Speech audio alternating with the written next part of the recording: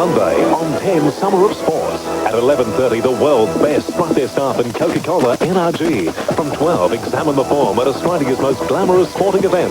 Settle in for the Melbourne Cup preview. From 1, it's the fastest growing, most exciting sport around in Miller baseball action. At 2, blow your cool with Pepsi Max Extremist. And at 2:30, cross over to Tree Island Beach in Western Australia for the Uncle Toby's Super Series. Sunday in 10 Summer of Sports. Well, no one, nowhere rides with the vigour and the enthusiasm of Greg Hall. Some people are born to be doctors, actors, be on television, I guess. Greg Hall, born to be in the saddle. Ask all the other jockeys about Greg Hall, and the reaction of David Taggart is pretty typical. Not the way. Hawley. But while the laughing larrikin image is never far from the surface, just as apparent is the respect in which Hall is held with his peers.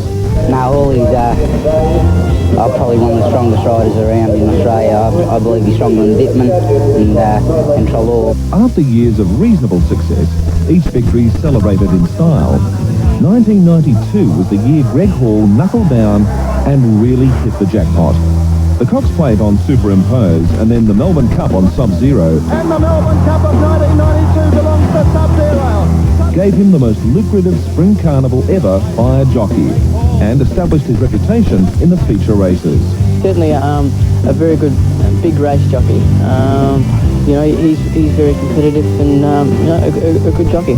It's just as well he learned to win the big ones because his other career option didn't work out. You know, I really wanted to be a brain surgeon, but it wasn't to be, mate. I sort of started riding track work when I was 8-year-old here at Flemington at Jockey Lodge when it was then, and had my first ride at Flemington when I was 14. Yeah, absolutely. I tell you, if you own a racehorse or you're training a racehorse, one thing you want the jock to do is get him to the line, and he certainly does that, does Greg Hall.